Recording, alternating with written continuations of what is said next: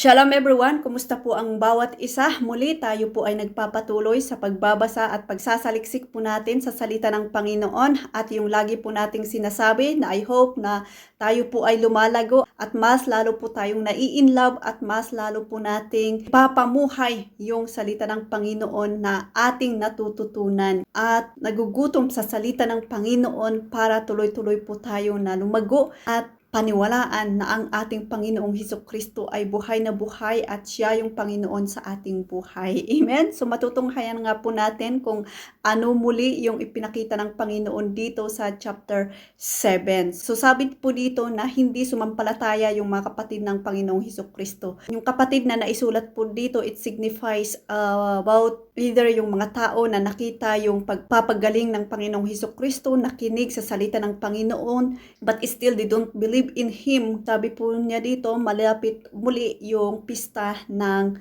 Tulda. Kaya convince po nila na pumunta si Jesus Christ sa Judea para kunwari na makita po nila kung ano yung ginagawa ng Panginoong Hesukristo na himala doon sa Judea. Pero alam ng Panginoon kung ano yung nasa isip po nila, ano yung nasa puso po nila.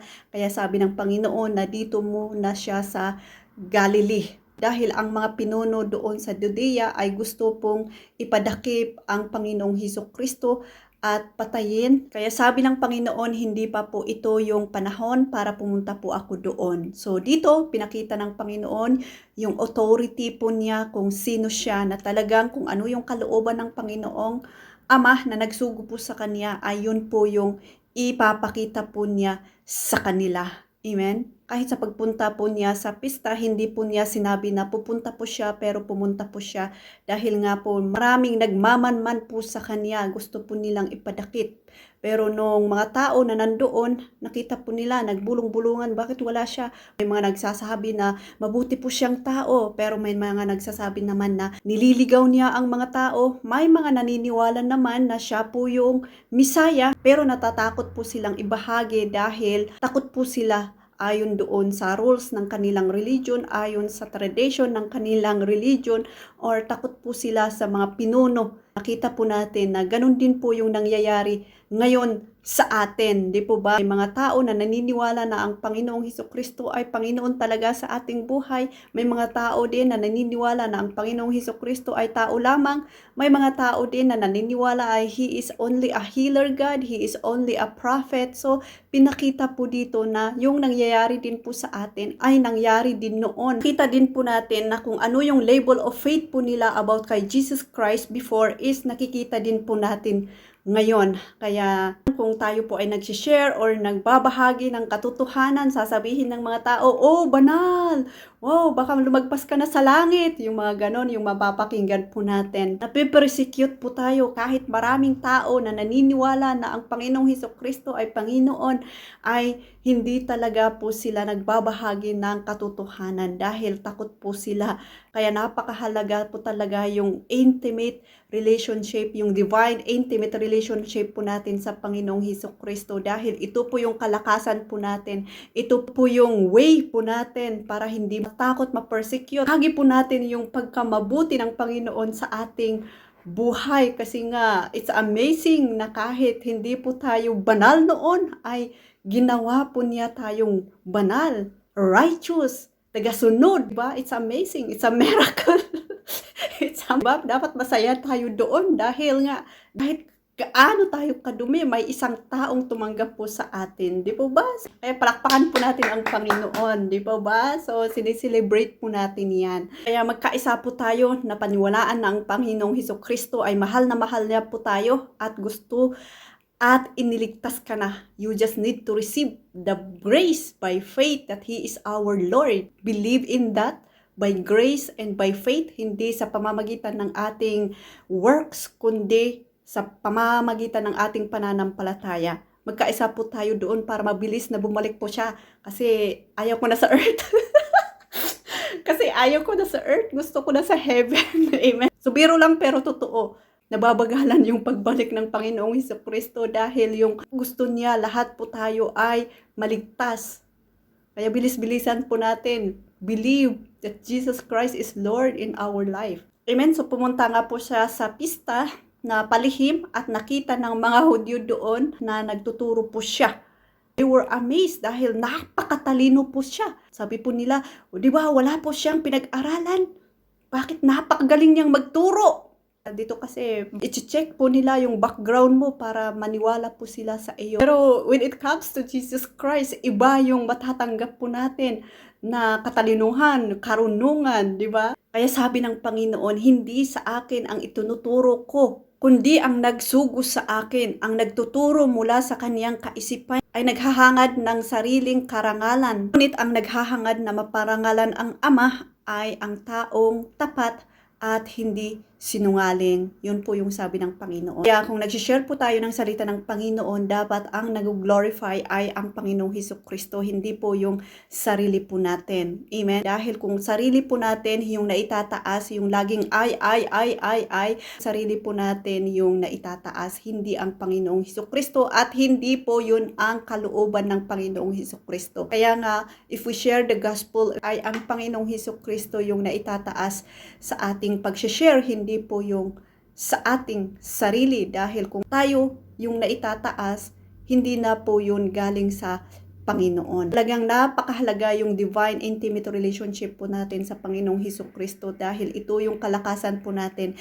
Ito yung humility po natin na wala po tayong maitataas, wala po tayong kayang gawin kung wala yung pangalan ng Panginoong Hesukristo sa ating buhay. Amen? Kaya lagi po natin i-empty yung puso po natin para kung ano yung alam po natin ay hindi po yun ang lalabas po sa ating bunganga o sa puso po natin, but yung kalooban ng Panginoong Hesukristo. Dahil siya yung example po natin, siya yung Diyos po natin na pinapaniwalahan po natin.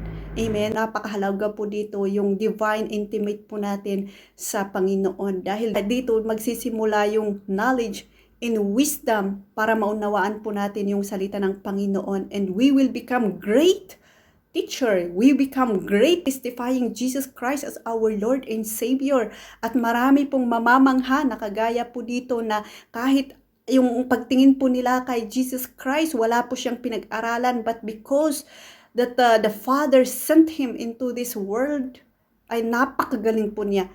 Ang karunungan na mayroon kay Ama ay yun din po yung karunungan na mayroon po siya. Kaya namangha yung mga tao sa pagtuturo ng Panginoong Hesukristo. Because hindi niya tinataas ang kanyang sarili, dahil ganun po yung ownership niya, ganun po yung obedience po niya, ganun po yung intimate relationship po niya sa Ama. At yun din po yung i-develop po natin, na talagang yung intimate relation po natin, yung kilala po natin ang Panginoong Hesukristo sa ating buhay. In that, magkakaroon po tayo ng knowledge and wisdom. We become great. Di na po tayo natatakot. That we stand for the truth that set us free. Hindi po tayo magaya sa mga religious people na kahit alam yung mga law, pero iba naman yung application. Kagaya ng sabi ng Panginoon, bakit kayo nagtutuli? Bakit sa pagtutuli ginagawa niyo na araw ng pamamahinga, trabaho din po yan. Pero nung ako yung nagpagaling sa araw ng pamamahinga, nagagalit po kayo at gusto niyo po akong ipapatay. Sabi po niya, dapat kayong humatol ayon sa nararapat. Huwag po kayong humatol sa nakikita niyo. Humatol po kayo sa nararapat. O di ba? Kaya every time na ganun po yung nangyayari, marami pong nagtataka sa kanya. Ito na kaya ang propeta? Ito kaya ang Mesaya? Kaya sabi ng Panginoon, kilala ba talaga niyo ako? Ako yung sinugo ng Ama. Sabi niya sa verse 28, kaya't habang si Jesus ay nagtuturo sa templo, sumigaw siya, ako ba'y talagang kilala niyo? Alam nga ba ninyo kung saan ako nagmula? Hindi ako naparito dahil sa aking sariling kagustuhan lamang. Karapat-dapat pagtiwalaan ang nagsugo sa akin. Hindi ninyo siya kilala, ngunit nakikilala ko siya sapagkat sa kanya ako nagmula at siya ang nagsugo sa akin. Yun po yung sabi ng Panginoon, at gusto po nilang ipadakip po siya at patayin. So sabi niya, nais na siyang idakpin ng ilang naroroon, ngunit walang nangahas sapagkat hindi pa dumarating ang tamang panahon. Marami sa mga tao ang nanalig sa kanya. Ang sabi nila, pagparito ng Kristo, makakagawa kaya siya ng mga himalang higit pa sa mga ginagawa ng taong ito. Amen? So naniniwala po sila na He is the Messiah, He is the propeta.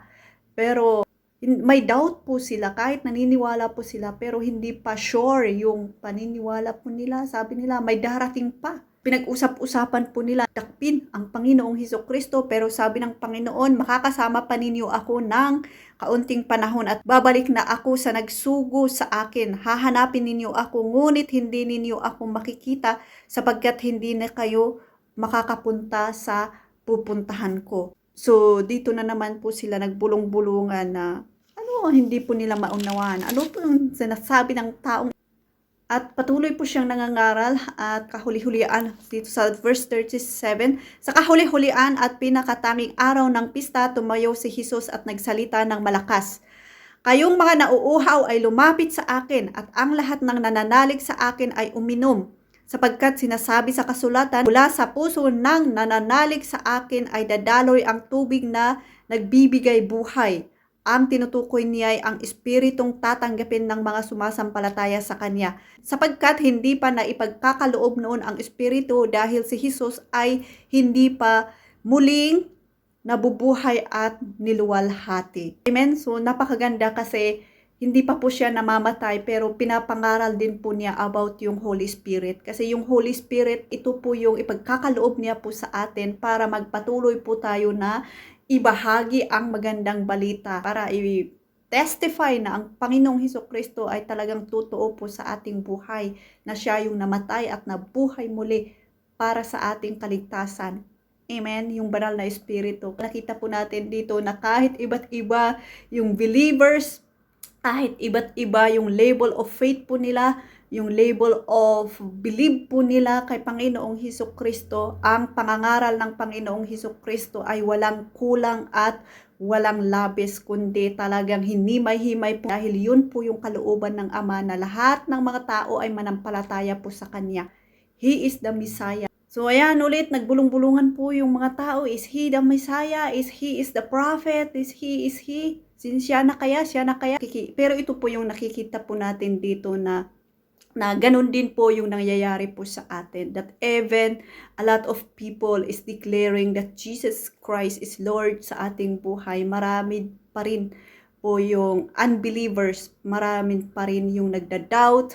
Pero ang Panginoong Hesukristo ay faithful. He is patient po talaga. Pero yung nakakatakot po dito is, what if there is no more chance? Kaya lagi po nating inuulit, this is the time of salvation, na i-accept po natin na ang Panginoong Hesukristo ay Panginoon sa ating buhay at hindi lang po yun, kundi sumunod po tayo sa Kanya. Dahil walang halaga yung pagtanggap po natin sa Panginoong Hesukristo kung hindi po tayo susunod. Kailangan makita na pagkapanginoon ng Panginoong Hesukristo sa ating buhay, hindi lang po natin siya tatanggapin, we have to follow Him. Amen? So sabi niya dito sa 45, nang bumalik ang mga bantay ng templo, tinanong sila ng mga punong pari at mga parisiyo, bakit hindi ninyo siya dinala rito?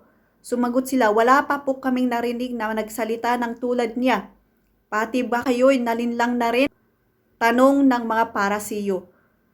Mayroon bang pinuno o parisiyong naniniwala sa kanya? Mga tao lamang na walang nalalaman sa kautusan ang naniniwala sa kanya, kaya't sila'y mga sinumpa.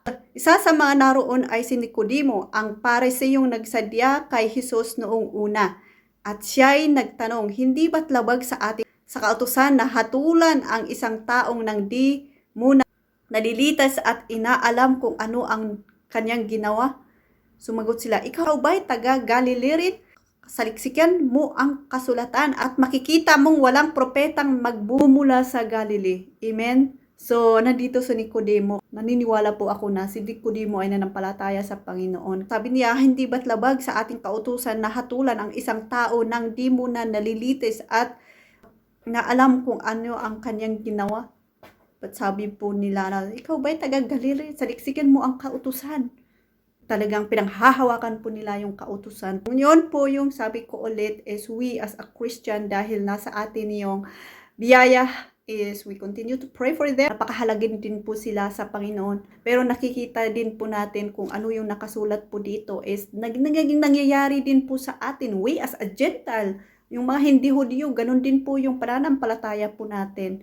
Di po ba? Hindi po tayo nagkakaisa sa grace na ipinagkaloob ng Panginoon, na ang ang kaligtasan po sa atin is by grace, by faith, hindi by works. Maramihan po sa atin is nagiging mabuti po tayo para maligtas, pero hindi po yun yung way ng Panginoong Hesukristo. Amen? So praise the Lord. So nakita po natin dito about sa pangangaral ng Panginoong Hesukristo ay talagang may mga label of faith po talaga na talagang mararanasan po natin yung persecution, mararanasan po natin yung sasabihin ka po nila na hindi po tayo totoo, nililigaw po natin ang mga pananampalataya ng ibang tao, but yung focus to the Lord, yung pakikipag-intimate relationship po natin sa Kanya. Ito po yung kalakasan po natin, katatagan po natin. Pag na magpatuloy sa pangangaral at magpatuloy na ibahagi yung kagandahan na natagpuan po natin sa Panginoong Hesukristo, yung pakikipag-intimate relationship po natin talagang intact po ito, instant para sa atin, pero nadidevelop po ito sa pagiging pakikinig po natin sa salita ng Panginoon, pagiging desire po natin na kilalanin ang Panginoong Hesukristo is yun, nadidevelop yung intimate, yung divine intimate relationship po natin sa Panginoong Hesukristo, in that hindi po tayo matatakot to declare that Jesus is Lord sa ating buhay. Jesus is the Messiah. He is the Prince of Peace. He has the authority na kahit ganun po yung kahit sa kanyang kamatayan, talagang itinuloy pa rin po niyang ibahagi kung ano yung kalooban ng Ama. At ganun din po tayo kung ano yung kalooban ng Panginoong Hesukristo. Yun po din po yung ginagawa po natin, 'di ba? Yung ibahagi kung sino siya sa pamamagitan ng banal na espiritu. Binahagi din po niya about dito, binahagi na rin po niya about the Holy Spirit. Kaya yung pagtuturo po niya walang labis at walang kulang, talagang ganun po yung pagmamahal po niya sa atin. Even in hatred, even in darkness, He is still do the will of Abba Father. What about us? Yung biyaya, yung free gift na natagpuan po natin, are we still doing the will of Jesus Christ? Are we still doing our responsibility as a believers, as a followers of Jesus Christ? Or by faith na lang po tayo? Remember, by faith without action is dead. We have to speak out simple things to declare the word of God. Napakalaki po yun sa Panginoon. Amen? So praise the Lord. Yun lamang po. Let us continue to focus our eyes, our heart. Let us continue to fix our eyes to Jesus, the perfecter and pioneer of our faith. Let us continue to develop our divine intimate relationship to our Jesus Christ, dahil ito po yung kalakasan po natin na magpatuloy na mangaral, na magpatuloy na ibahagi ang kanyang salita. Amen? So, bye-bye. God bless. Shalom, shalom.